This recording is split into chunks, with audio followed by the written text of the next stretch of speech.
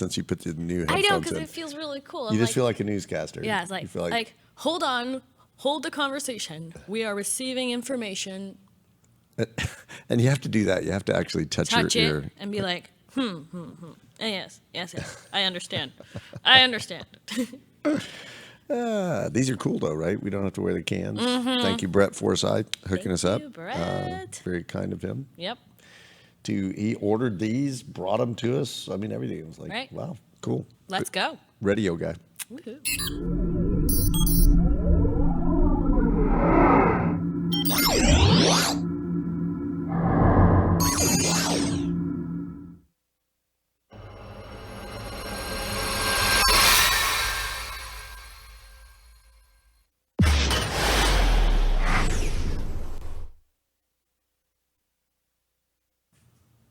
Are you ask or tell assertive? Why knowing the answer to that question could change your world, make you more money, and improve every single business relationship? That next.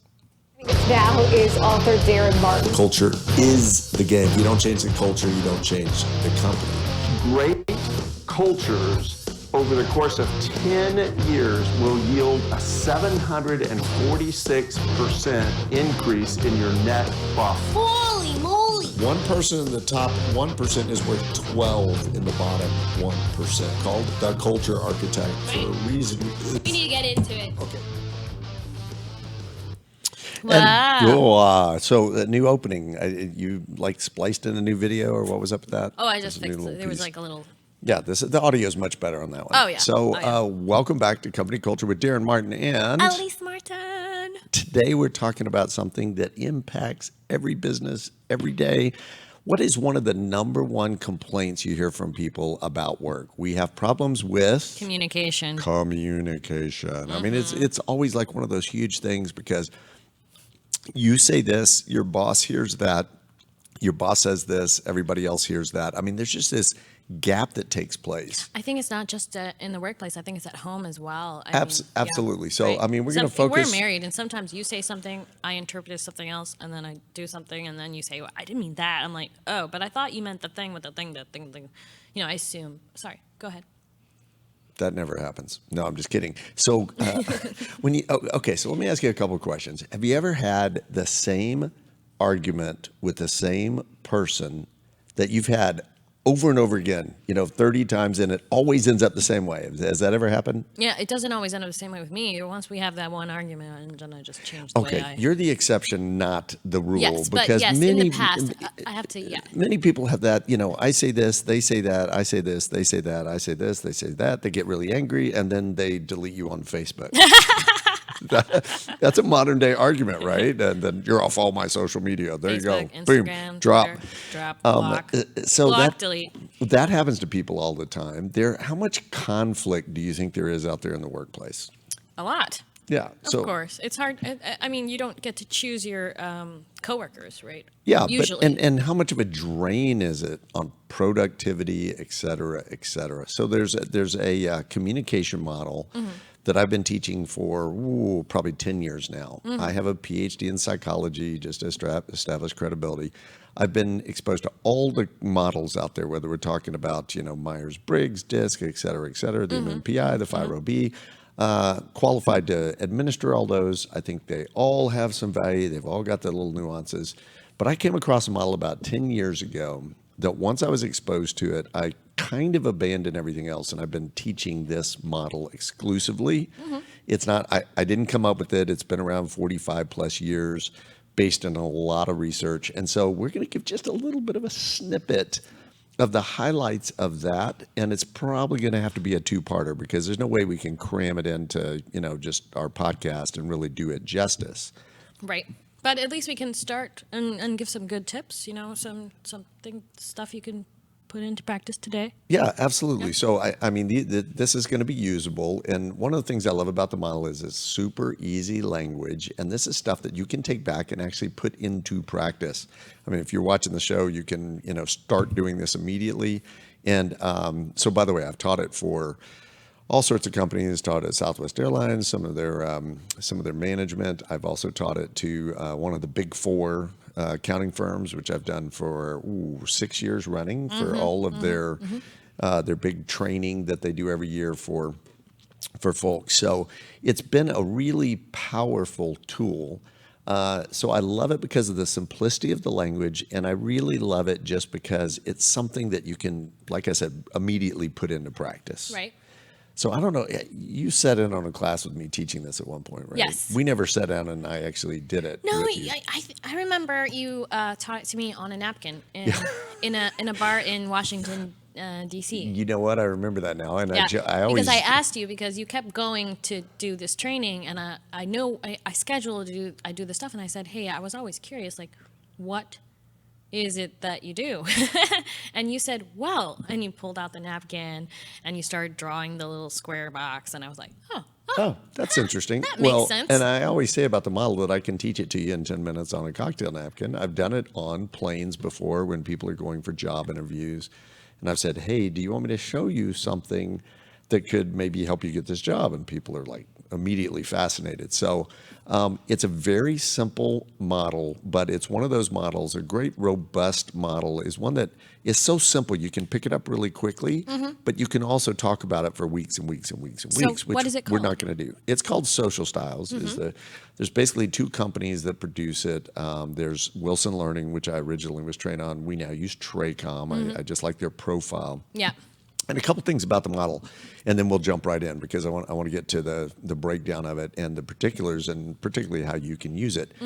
But and by the way, this is the only thing that I teach on a regular basis that's not just my stuff. Right. I mean, I'm so in love with the model that I teach this thing that's been around a while. And come on, in fairness, there's nothing new under the sun, and even stuff that I've written or came up with or, came from somewhere. It came from the atmosphere, or it came from other things I read. Experience. Yeah, we're always kind of amalgamating that.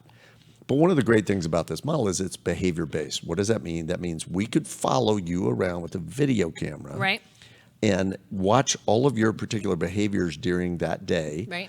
And then we would characterize them according to this model that we're going to see. And then we would see how many times you do this versus that, and it would give us a profile. It's not personality based. So many of those models are based on, well, your motive, you must have had a bad childhood. Emotional I think that, intelligence. Well, and actually I think this is huge with emotional intelligence, but they're all based, a lot of those models are really based in what you're thinking inside, what your motivation is, why you're doing. This is not that at all. It's observable. You can see it. You can see it happening from across the room, even when you can't hear somebody. So let me give the quick breakdown, and we're going to do part one today, if that's okay. And then next week we'll give part two. I have to wait till next week for part 2? You have to wait till next week. So okay. So it starts very simply, and in a minute we'll put this up and talk about what these talk about. But first, people are either ask assertive or tell assertive. Now, keep in mind, it's on a continuum, so it's a big, long line. We'll show you that in a bit, where you're somewhere along the line in this process. Okay. Because the immediate question people always ask is, well, what if you're both? Well, everybody's both. But let me characterize and give you a little bit of a description difference between them. So let's say we go to have coffee in the morning, or we're at a diner and we're with a group of people. An ask assertive person would say something like this to the server: hey, do you mind if you don't mind, would you please get us a little more coffee when you get a chance? Yep. Okay, now how does that sound? It sounds like you're asking for coffee. Right. So it's friendly, it's nice, it's kind of sing-songy. You notice the rising tone on the back end, right? Sing-songy. Sing-songy. Could you I get just us made some that up. coffee when you have a chance? Bring it here. Hey, put it in my hand. What? We need a little more coffee over here when you get a chance. At any rate, so tell assertive person would say something like this: we need some more coffee over here when you get a chance. Oh, yeah. So you notice the tone difference. Mm-hmm. It's falling tone. It's very directive. That's simply the difference between people who are more ask or tell. So put slide up, Ziggy. This is kind of how they break down. This is what they look like. So ask assertive people tend to be less direct. They're quieter. They're slower. They use fewer interruptions. And what that means is if they talk to you, they speak in paragraphs. So if you've got two ask assertive people who are talking to each other, one person will talk, give a little bit of their idea, then they'll stop. The other person will, oh, it's my turn now, and they'll come in with their paragraph. They use more questions. They're less confrontational. They're more risk averse, and they like to take time for decisions. So if you know people who are, can I have a time to think about that a little bit? Tell assertive person, guess what? They're the exact opposite. So they're direct, they're louder, they're faster, frequent interruptions. Tell assertive people speak to each other in these short machine gun blast. They're like bop, bop, bop, bop. They're constantly interrupting each other. They ask fewer questions. They're more confrontational. They embrace risk, and they're quicker with decisions. Let's do it. So that's just the basic breakdown between ask or tell. So looking at that list, which do you think fits you more? Oh, I'm definitely ask assertive. You're more on the ask assertive. Yeah, I'm side. always like, well, if you don't mind, could you, Hey, when you get time? Yeah, when you get a chance. No rush. So, for example, if an ask assertive person wants somebody to move a chair from there to there in the room, right? They would say something like, "Hey, hey, Ziggy, do you mind? If you got time? Could you give me a little hand here? Would you mind moving that chair from here to over there? Okay." Okay. And then, of course, Ziggy would say yes because he's just a nice guy. A tell assertive person would say, "Hey, Ziggy, move that chair from there to over here." Okay. Now, here's the rub. Here's the issue. If you're an ask assertive person and you expect a certain level of what you consider nicety in the way that people approach you, then when somebody says repeatedly to you, "Hey, do this for me, go get that, do this thing, do that stuff," at some point it sounds really rude, bossy, or right? mean, bossy. So ask assertive people tend to view tell assertive people as being too bossy, too pushy, too going off half-cocked. I mean, they're like, yeah, let's just do it. And the ask assertive person's going, hold on, wait, no, I need to think about this a little more. So ask assertive people tend to view tell assertive people as being these aggressive, just sort of jerks, right? They're too pushy. Right.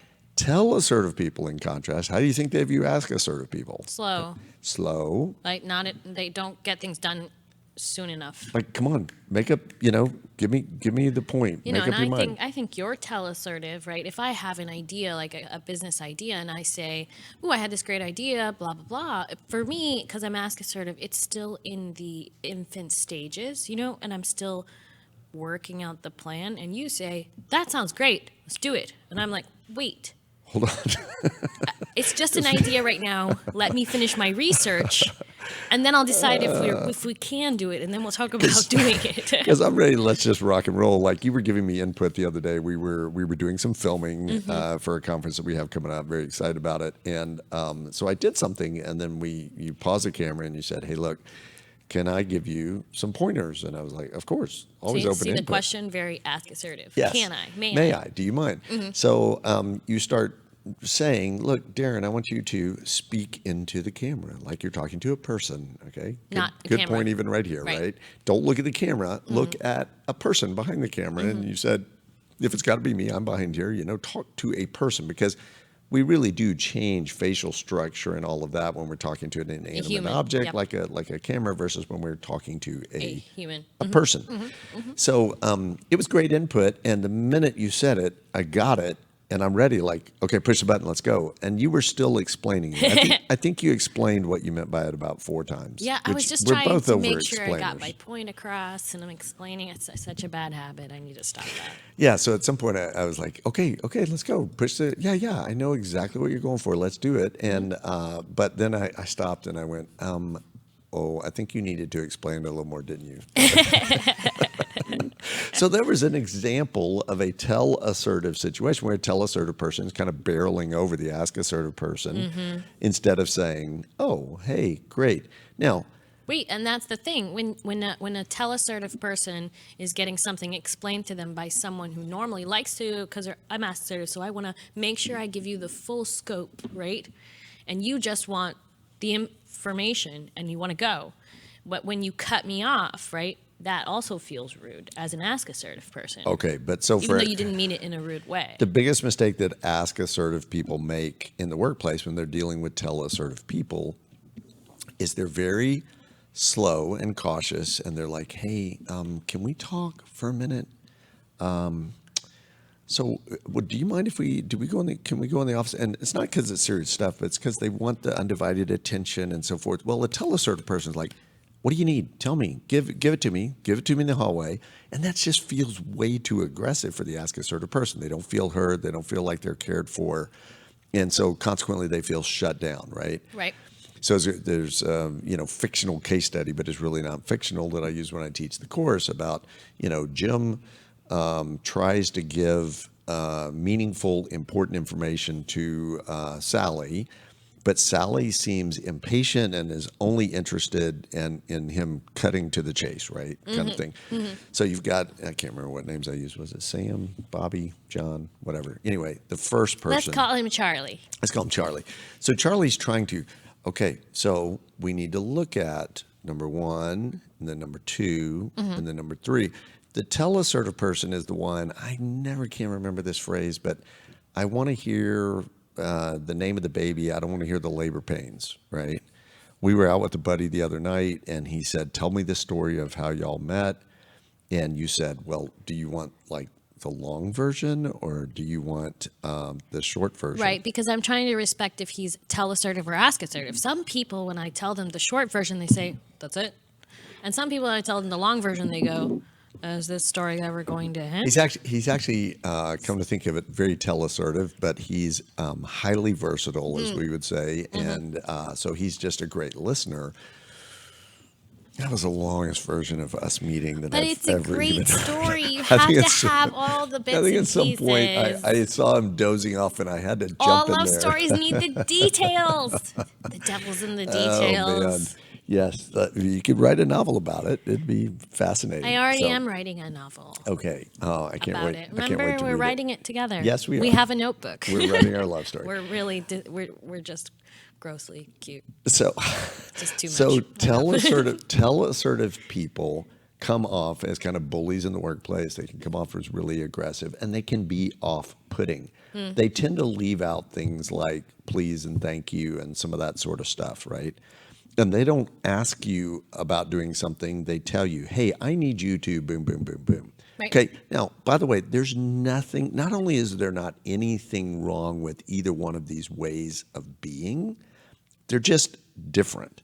And part of the breakdown that we get and why we have conflict in the workplace is because we fail to recognize that the other person just has a different communication style. Ooh, I have a story. Let's hear it. So I worked for a company, and my boss used to tell me every time I deal with the owner, make sure, she said to me in the beginning, she said, make sure when you're talking to him to just give him the main points as quickly as possible. This is, by the way, I think I know who you're talking about. Phenomenal guy, great guy, super tell-assertive. Yes. Okay. And Cut to the chase. He doesn't want more than like but she two says sentences. to me, make sure you just get to it. Don't talk too much, because she knows me. I'm ask assertive, so I'm like, I need to explain that the thing happened in the la la la la la. It's like I go on. I want to make sure they have all the details. So let's give an example that lunch didn't make it because it was canceled. You would go in and try to explain what happened. This is the point of the story. In the beginning, she told me not to do that, but I did it anyways because I thought, who doesn't want to hear all the details? And so lunch wouldn't get delivered on time, or something would go wrong, and I would send him a text message that's like this long, because I would be like, Kiss of death. oh, and I'm so sorry that it didn't arrive, sir, but I'm ordering you another one, and don't worry, I've got your mustard in the fridge, and it'll be here on time, and what time are you getting here, and right? And then he would never reply to me. He would never say, because okay. you wore him out with that. Like, That was my first year. he probably didn't even read the entire thing. Right, at all. And by the way, I'm sure he got the message and then texted my boss and said, tell her her to stop. to chill out. Right. So then that was the first year. And then the second year, so this is way before I learned the model, but the second year I realized that he doesn't, at first it was like, he never says thank you, he never replies. And when he talks to me, it's like, Elise, do that. I'm like, okay. But, I'm looking for, hey, Elise, would you mind? Because we all perceive life through our own perception, right? We want to perceive and receive life the way we perceive the world. Does that make sense? I don't think you can use the word as the definition of the word that you're actually saying. Why not? Perceive life through our own perception. Right, why Actually, not? you can do whatever you want. I can, so. yeah. Anyways, so So the second case is with year, this guy. Oh, okay. So you're making a couple of great points. One is that we all want people to act like us. We like people who act like us. And if I'm ask assertive, well, the whole world is ask assertive. Right. By the way, ask or assertive. the whole world should be ask assertive. That's what you think. Absolutely. So Right? ask assertive people are the ones that came up with the bumper sticker, mean people suck. That had to be an ask assertive person because like they're it. just tired of getting told what to do. I and need so one of forth. those. So the problem is though, you were speaking a language to this person. Forget whether it's boss, coworker, friend, whatever. You're speaking a language to them that does not compute. Okay. I'm telling you, there were times that I'm rambling on and he just turns around and มี starts เมื่อ walking. ผมพูดภาษาไทยมีหลายคนไม่เข้าใจใช่ไหม เอ๊ะ เพราะว่า انت شو عم بتقول؟ คุณพูดอะไร شو بك يا اخي؟ Okay. لازم نحكي انجليزي. الناس ما Multilingual حيفهمونا. multilingual family here. So I actually grew up in Thailand, so I speak Thai, and you speak Arabic. I grew up Arabic, in Saudi Arabia. fluent Arabic, and it's always amazing to watch somebody when you start speaking Arabic, and they're like, "What is coming out of this little girl from California's mouth?" But the point is, if that's what we spoke to each other at Right. home, Nope. very little would get done Communication because would happen. we wouldn't understand each other. We would. It's the same when you're talking, when you're being very ask assertive with someone who's tell assertive. It is the exact same thing because they're going, what are you saying? I don't understand the words that are coming out of your mouth. And it sounds like a lot of noise. Get to the point is what they're trying to say, right? So when you switch that though, because Right. you got it, Right. you're smart, you're a quick learner. And when you started saying, first lunch canceled, second one arrives in 10 minutes, boom. Less than that, it would be like, he would say, "Where's lunch? It's on its way." And If he wants the details, he okay, can come get them. I love it. The So end. down and dirty. And You did got- he after on the second year? That's what it turned into. did he ever Is want my the lunch details? on its way? Yes. He never wants to know the details. He doesn't want to know if No, it's of late, course why not. it's late, why it got canceled, why the guy forgot his mustard. He doesn't care. Yeah. All he cares is that it arrives at some point. Yes. On its way. Yes, yes, yes, yes. By the way, flip side of that, conversely, when you are tell assertive with people who are ask assertive, at some point they start disengaging from you. They start going, I don't even want to talk to you. You're always rude. You're abrasive. You come off really, and in my experience, here's the fun part. A lot of times, probably actually 50% of the time, the way people think they are and the way they actually are, or the way other people see them, is different. There are people. There's some of you watching this right now who say, "Oh, well, clearly I'm tell assertive," and everybody else would go, "No, you're not. You're completely ask assertive. Right. Can't get you to make a decision. You take too much time, etc." So I remember I was actually teaching the class, and we had the full on profile, which is always fun. You don't have to have it, but it's fun when you do have it. So people got the results back. And, statistically, 50% of where people think they're going to be on the profile, and Right. we won't give the quadrant because we're not there yet. We'll do that maybe next week. So, but when people guess where they're going to be, 50% of the time they're wrong. So this guy came out and his results came back and said that he was tell assertive. So I'm standing out there talking to one of his coworkers. Right. He comes barreling out of the room, walks over, completely interrupts us, and says, "This thing is wrong. This thing says I am tell assertive. I am not tell assertive." And then he points at his coworker and goes, "You know that about me." And I'm laughing my rear off because I thought, dude, you can't get any more tell assertive than what just happened. I mean, you just basically were a poster child for being tell assertive. Right. Because an ask assertive person would say, they'd come over. First of all, they wouldn't interrupt. They'd wait. They'd wait patiently. They'd wait their turn, and then they would say something like, "Can I ask you about this? Because it says that I'm tell assertive, and I've never seen myself like that, but I'm kind of curious. Maybe I'm missing something. What do you think?" And Sally, you work with me. Do you think I'm ask assertive or tell assertive? Right. At which point I would be taking the results back and saying, "We must have got your name mixed up. There's yeah, a definitely problem a problem here." Right. That's definitely not a tell assertive person. But it really does boil down to, it's pretty amazing on how self-deceived we are of how we think we're coming across and how we're actually coming across. I think it's not self-deception as much as we don't spend enough time evaluating ourselves as we do evaluating other people. Yeah. You know what I mean? Yes. A lot of it's not as common for someone to sit down and ask themselves, what did I do wrong? Or what did I do? Okay. What should I change? What should I change? It's always they're mean, they're rude, they did this, right? Oh man, you couldn't have done that any better. We didn't even, plan for that. But because that's the entire point of what we're talking about today, ask or tell. It's not about you knowing your language, right? When I go to Thailand, it's not important how well I speak English. When you go to Saudi Arabia, it's not important how well you speak English. It's how well can you speak Arabic, how well can I speak Thai? Right? And when you go to France, how well can you speak French? If you want to Right. be the most powerful person at your company, then what you want to do is you want to be able to make the adjustment to other people's language. So when you're dealing with teleassertive people, you need to be teleassertive. And some people go, I can't talk that way. It's just rude. Nobody talks that way to another person. But the problem is when you talk your way to them, you're not getting the results you want. You're not coming across. I mean, this is a really long story that I'm going to tell in about 2 sentences, but I used to have a person before I understood the model that would send me in 2 words in a subject line of what they needed, need the report, whatever. And I would write back, oh, hey, I'm so sorry. I'll get that to you right away. I got tied up with the blah, blah, blah. The right answer is attached. For someone who is not used to talking in that manner to another person, it just comes off as too rude and abrasive. But it is actually speaking the language of the other person.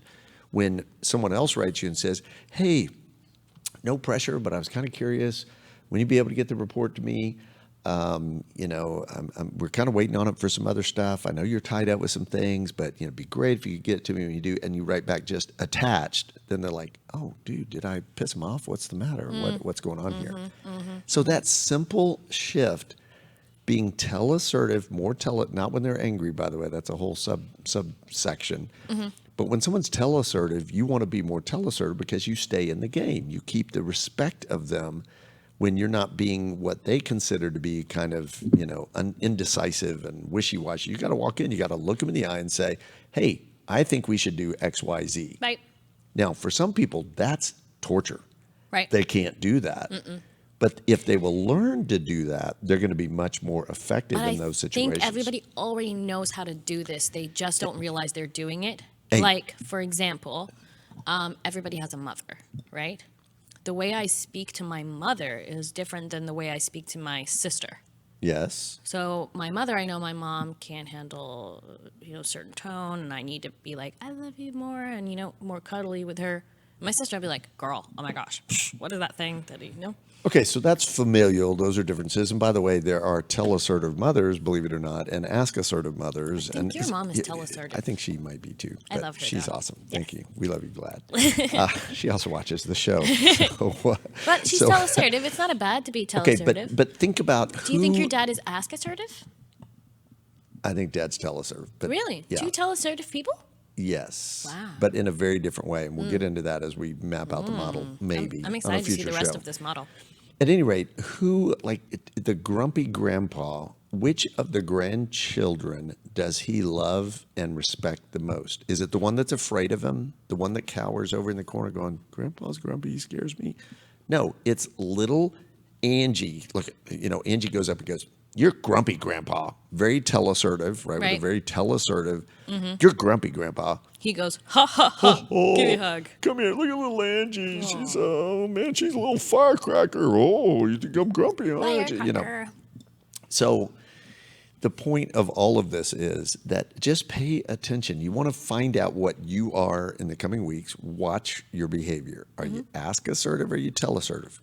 Keep in mind, before all the mail starts coming, you're not one or the other. You're somewhere on the line. But you could, as I said, we would follow you around with the video camera.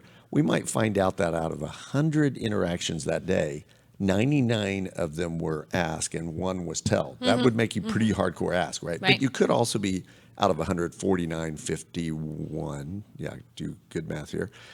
49, 51, and that would be pretty centric in terms of you're pretty evenly split throughout the day. And it's not just people that you interact with in a physical, like people you see. You can also do it with emails. I started doing it with my emails. So when somebody sends an email, so if they start the email with Elise, comma, da da da da, and then thanks.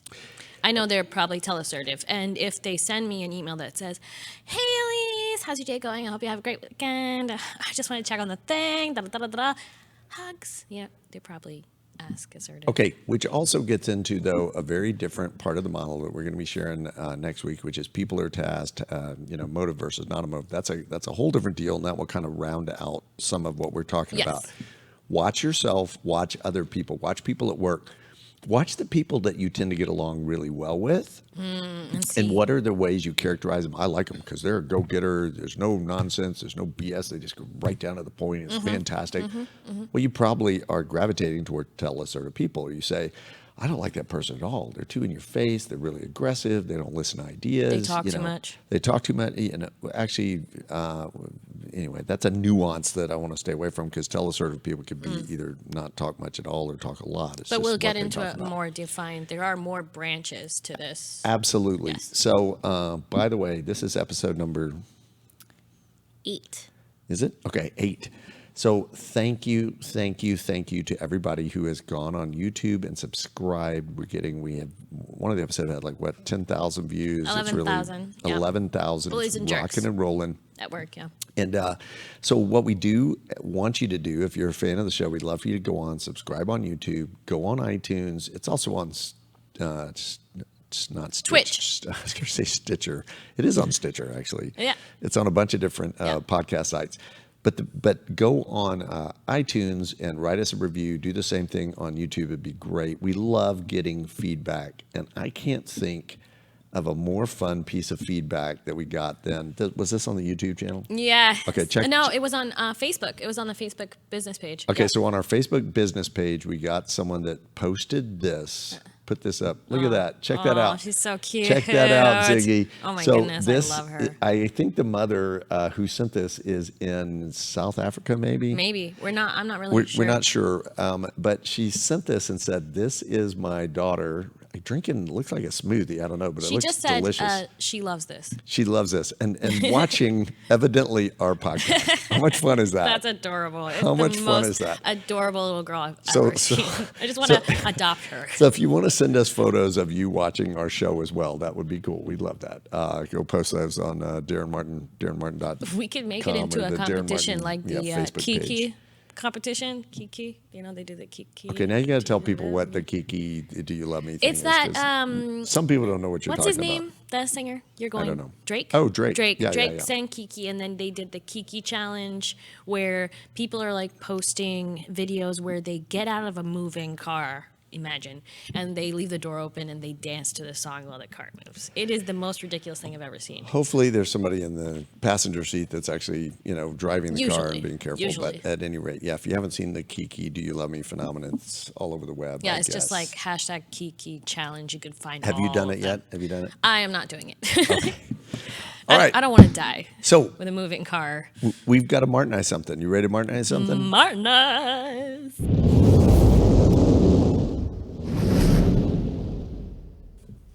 So what you got this week, Dee? So this is a huge pet peeve because it has to do with what makes great customer service. I think I've said on the show before, if I have to call you on the phone, we have a problem, all right? I don't want to talk to you on the phone. It's already a breakdown that there's some kind of an issue. But what drives me absolutely nuts is when we get on the phone and what should take about 3 minutes to address and get fixed turns into 10 minutes, 15 minutes. An hour. Yeah, an hour. It goes. And particularly when it's a lot of, is there anything else I can help you with today? No. Have we successfully solved your problem? Would you be willing to do a survey? Can we upgrade your program? Could you tell me how much you like your current internet? Would you like to get the premium package like, for $5 more plus whatever I'm going to add on without you knowing? Oh my goodness. Would you like to add HBO for an extra $12 and it's totally free? Okay, I think you just totally hijacked it's not called mesmerized, it's called what's the name of this segment? Martinez. But I'm a Martin. So I'm allowed to Martinize. You know what was going on there? I was mesmerized with Elisa's hijacking of the Martinize thing.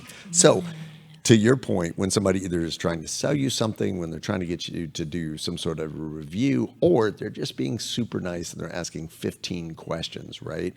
I had somebody just a week ago said, okay, well, I have to read this disclaimer. And they went through this extensive list of things that's like, okay, really? No, it didn't even pertain to our call. I don't need, but it's part of cover their rear.